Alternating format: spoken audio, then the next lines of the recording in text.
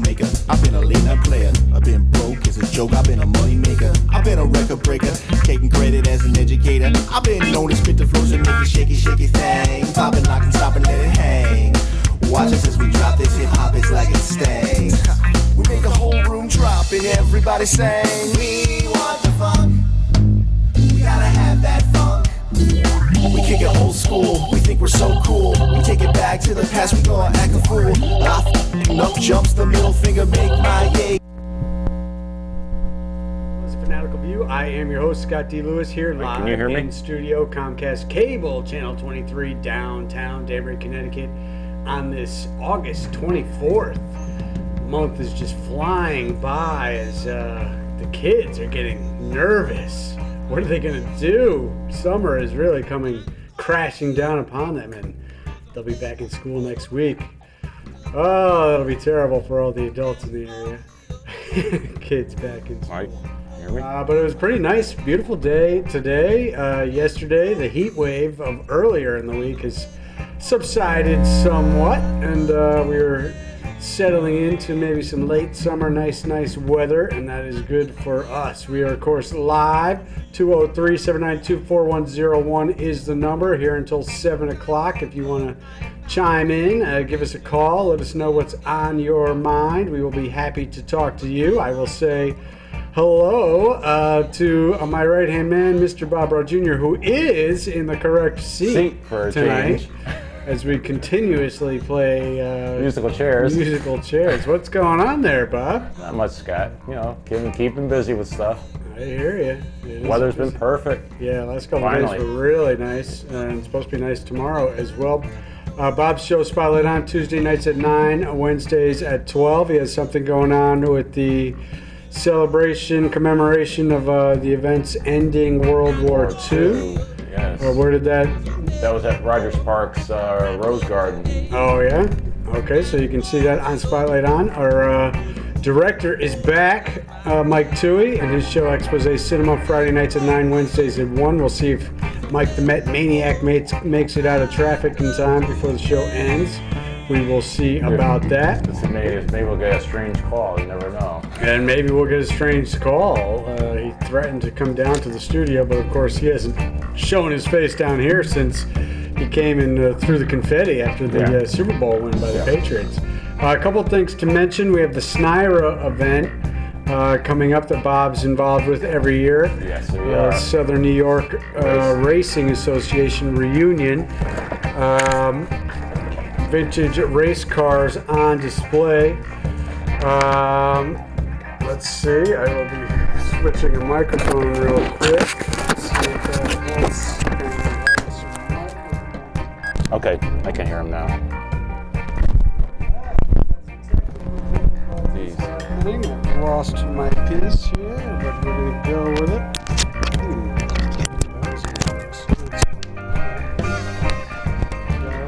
I got it. We had technical difficulties, but we're good, I think. Hold on 1 second as we look at the NYRA. How's that sound? Better? Better. All right, everybody's good.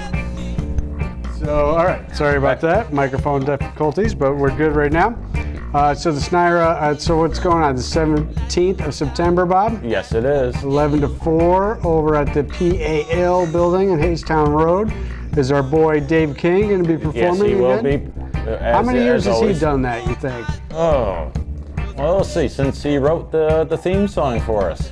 Oh, that's right. He does have the theme song, so he plays that. Plus, he plays some of his other regular music. He plays for like 2-3 hours, right? Yep.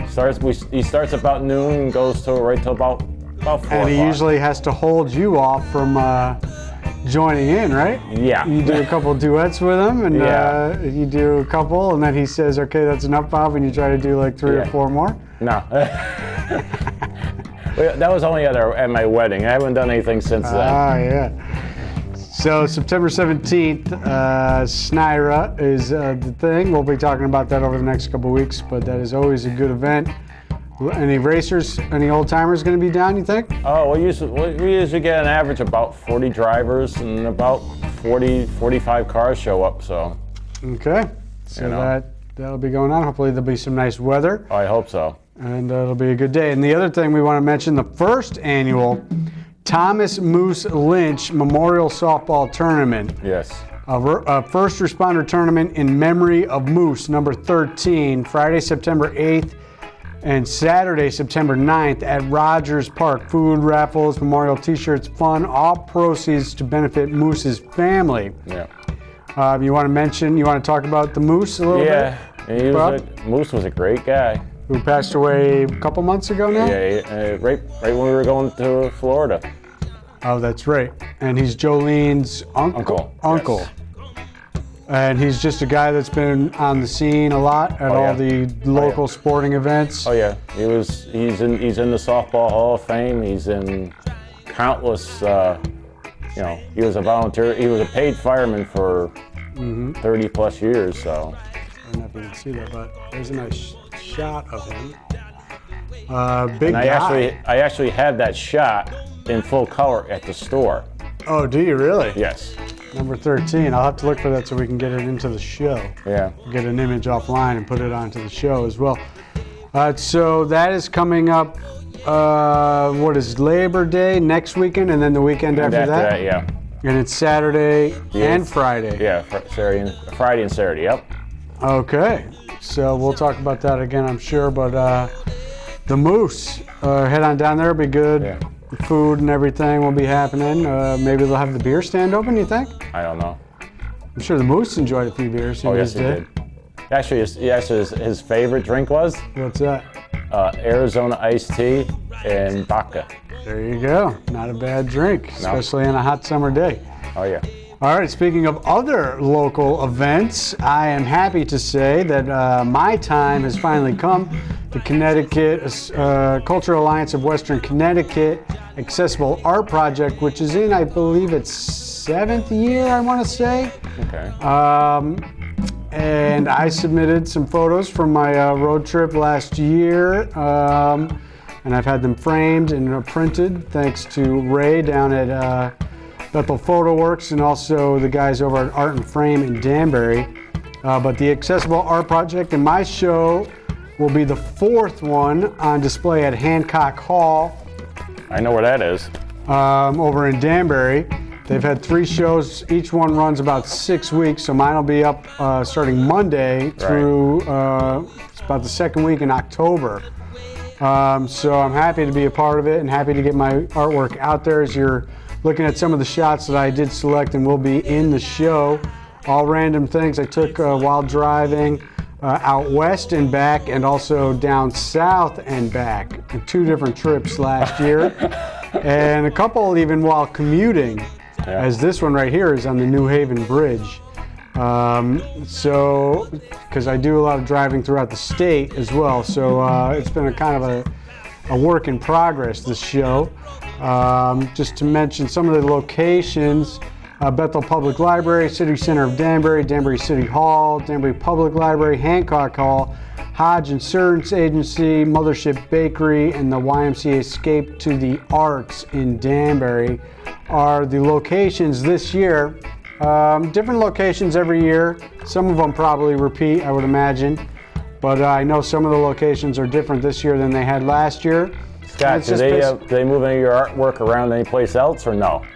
No, mine will be just in Hancock Hall? At Hancock Hall. Okay. I have spoken to Lisa Scales, who's the head of the Cultural Alliance, about, after my show, upcoming events possibly in the future. She has some different locations and different things that she's working on. So maybe, I'll get it out there. And, some of my stuff has already been in the Art and Frame in Danbury, over near the Berkshire Shopping Center. And, I'll try to get some stuff in other shows after this one, but this has been the big one I've been working towards all year, so I'm happy to be a part of it. CAWCT, you can find them on Facebook and on Instagram. They do some stuff, and you can keep track of other stuff. You can go to their Cultural Alliance website. They have a good calendar of events, right? Not just this accessible art, but anything that's going on in the community. Okay. People list their stuff that's going on. If you want to see some artistic and musical events, they usually are listed there. So you can check it out. That sounds good. Yeah, so I'm kind of excited, and It's been a lot of work getting deciding on the final prints and the framing and getting the framing done. Ray, how big are the pictures? About in the 11 by 14 range. The frame's about 16 by 20 in the frame. So some of them are big. Some of them I am doing some 5 by 7s as well, some smaller ones. But most of them, about 10 of them are larger scale, and then maybe about 4 smaller ones. So I'm excited. I've been over there throughout the year to see the other shows. The 3 shows that were up already at that location were good. I've seen some of the other ones at the Bethel Library in particular, which were really good. So it's just great. It's basically just an effort to put art into the community. Right. Not necessarily in art galleries per se, but just, basic places that just want to display artwork and add a little art to everybody's daily routine. So I hear the buzzer. What's that? I think maybe the maybe the Met Maniac is arriving. All right, so we're gonna move now into the sports portion of the show. We got a lot to cover at the beginning of the show there. Yeah. Big trade in the NBA. Yes. Broke last night, 2 nights ago. So, what's your opinion now? Since I'm a little bit torn on the whole thing. Specifically, I have been talking about Kyrie Irving and how good a player he is. Right. I do not think he got enough due. I've said all along, the Cavaliers would not have beaten the Warriors 2 years ago in the NBA Finals if it wasn't for Kyrie's performance. You cannot take away from what LeBron did. His stats prove that out. But when you looked at crunch time, you looked at the second half, you looked at who made the big shots, the winning shots, the winning plays in the second half of Game 5 and Game 7, it was Kyrie Irving who did that and carried them to championship victory, not LeBron James, even though that's what the media tells you. So, I do think Kyrie is pretty much an unstoppable force. But Isaiah Thomas was an unbelievable player for the Celtics. If you break it down, he had, statistically speaking, one of the top 10 offensive seasons all time in the NBA last year. Right. And he did it primarily in crunch time. His fourth quarter scoring was amazing, second half scoring, and he did it without really the aid of any big time scorers around him. The Celtics were a great team, and their team did give him support, but when it was crunch time, it was him alone on a lot of occasions. And the fans absolutely loved him. Every kid in Boston has an Isaiah Thomas jersey. Now what are those kids going to do? As Kyrie comes, and this is the other thing. I thought all along last year's Celtics team, which won the Eastern Conference Finals, won the Eastern Conference regular season, made it to the Eastern Conference Finals. I thought all along this team could only go so far as constituted. I did not think they needed to start shipping everybody out and rebuilding the team. I think when you have a team that good, you add another piece or two to that team, and you're going to have to sacrifice a player here and there. They started doing it right away. They bring in Hayward. They move out Avery Bradley. Now they make this trade in between losing some other guys. They are now left with 4 players on this team that were on the team last year. That's not very good ratio. They won the Eastern Conference last year. I know, but that's not a good ratio of to go through that many guys and... that's going to be a lot of pressure on the new guys because everybody in Boston loved the players that were there. Jae Crowder, Avery Bradley. Jae Crowder came in that Rajon Rondo trade, and he was awesome. He really was incredible. They were all of a sudden this young, likable team that surprised everybody by making the playoffs right away. Isaiah shows up on the scene, and he starts doing things for them, and then he turns into a bona fide all-star, bona fide superstar player in the league. And now all those guys are gone. Yeah. So the new guys not only have the pressure of coming in and playing for the Celtics, they have the pressure of playing with the absence of the guys that all the fans fell in love with. Right. So now you got to start a whole brand new team. Yeah. Which is, hard to do. Team chemistry. They got the coach who can get it done. We know that. Brad Stevens can deal with this. And Kyrie Irving is younger than Isaiah Thomas. Isaiah Thomas has that hip injury, which has been a sneaky bad injury for other players in the league before and really derailed guys. Right. And he is, of course, only 5'9", and he's older than Kyrie. I don't know, and also the other thing that, you know, as a guy who does not like Bron, right. You know, this is basically, Bron is a jerk, right? The media won't say it, but I will. Everybody in the media is like, why did Kyrie want to leave? Is it because he wanted to have his own team? Right. You know, he wanted to be a big shot, this, that, the other. It's because Bron is a jerk. He did not want to play with a jerk. I mean, what else is there to analyze? Right. They went to the finals 3 years in a row. Yeah. Bron cut Kyrie down, was behind the scenes trying to make trades, even though Kyrie was the guy who got him his championship in Cleveland. Right. After they won that championship, the interview he did on the court was all about himself. I this, I that. I had to make sacrifices. I had to do this. I had to go through all this trauma, all this drama. Nothing about Kyrie making the shots that won the game. And he's been trying to trade Kevin Love. Who knows what it was like to play with this guy on a day-to-day basis. You know, he does his Instagram, his Facebook posts where he, you know, sends subtle messages and all this, you know, stuff. He was a jerk. And now I have to deal with the fallout of that because now my team is completely blown up because Kyrie Irving wanted out and we end up with Kyrie Irving. You know, I'm just going to have to sit back and wait and see and watch as the season develops and see, because they need more players as well. That's the other thing. They've traded everybody on the team. Well, that was like the Red Sox a few years ago. Remember, we win the World Series and then everybody goes. And then they go back to the blueprint of big contracts with Hanley Ramirez and Pablo Sandoval, and they end up finishing in last place a couple times in a row because of that.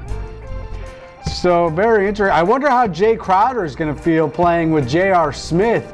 Remember 2 years ago that cheap shot elbow J.R. threw to knock Crowder out, knocked him out, cold shot at him, you know, cheap shot at him so bad that he knocked him out with an elbow that he blew out his knee as he fell to the ground. How's Jae Crowder going to feel going to Cleveland right now? I wonder if he's going to be on that roster. So a lot of things. And Isaiah, of course, we all know what happened in the playoffs last year. He played through an injury, and he played through the tragic, horrific event that took place with his family and his sister dying, and he got him to the Eastern Conference Finals through all of that. Putting up the 50-point game at one point, and he's gone. So the fans are always left in the lurch. You know, they're the ones that have no say in the matter, and sometimes the players have no say either. I mean, Isaiah recruited Gordon Hayward to the team. I know. And now he's gone, and Hayward's going to play with Kyrie instead of Isaiah. Crazy happenings in the NBA. NFL, you had to be a little concerned the other night on Monday in preseason, and I talked last week about how I don't know why they even have Monday night games in preseason. That seems odd to me.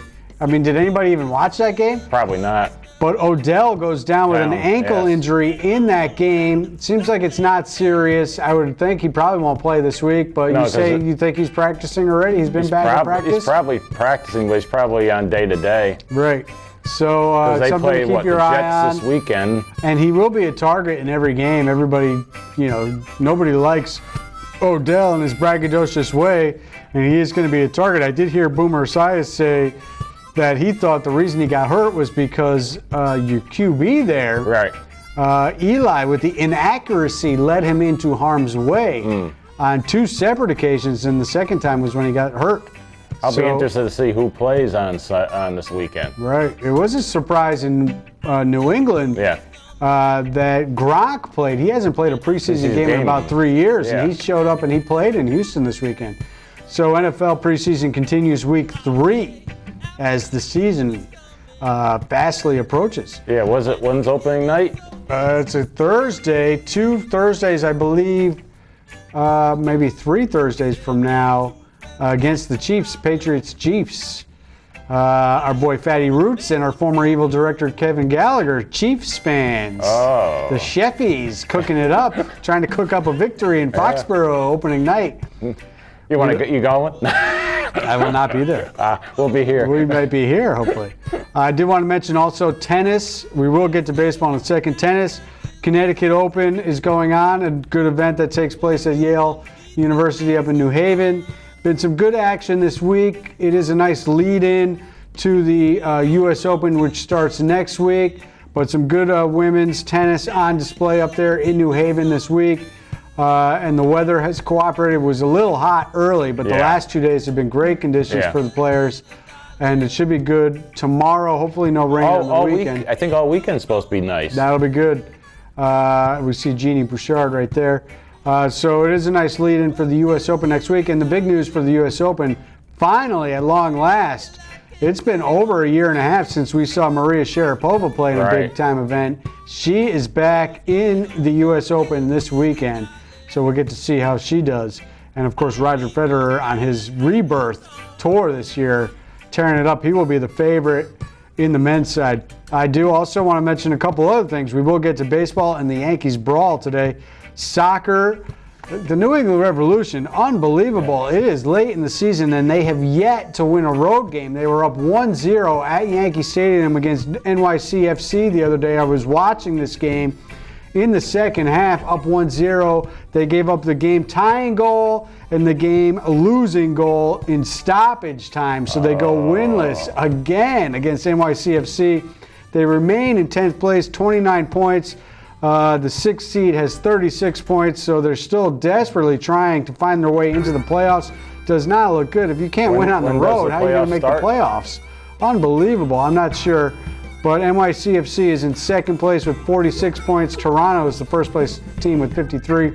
Red Bulls in fifth place at 38 points. Just a little soccer mention for you.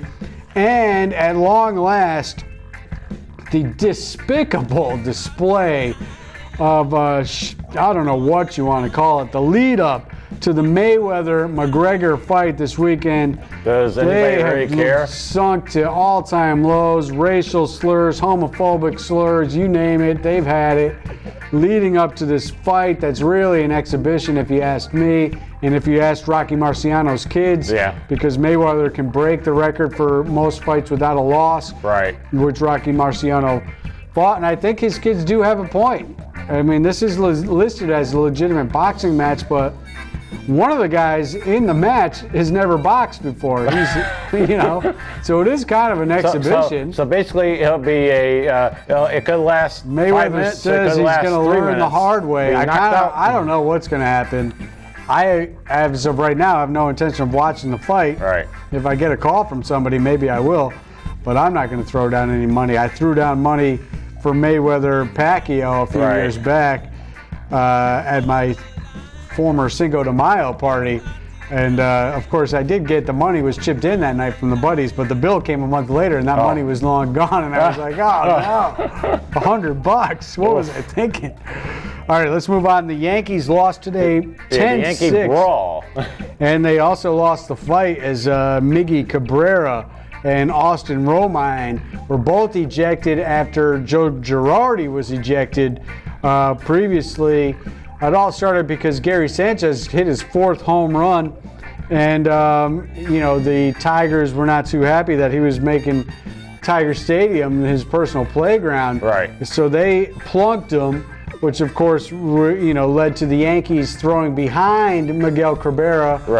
And he wasn't happy, and then the umpire threw that pitcher out for the Yankees. Girardi got ejected, and while the dust was settling from that, Cabrera and Romine were arguing behind the scenes, and Romine took his helmet off, and that was about all Miggy said. He said, you know what, in a fight, it's always best to throw the first punch and then the second.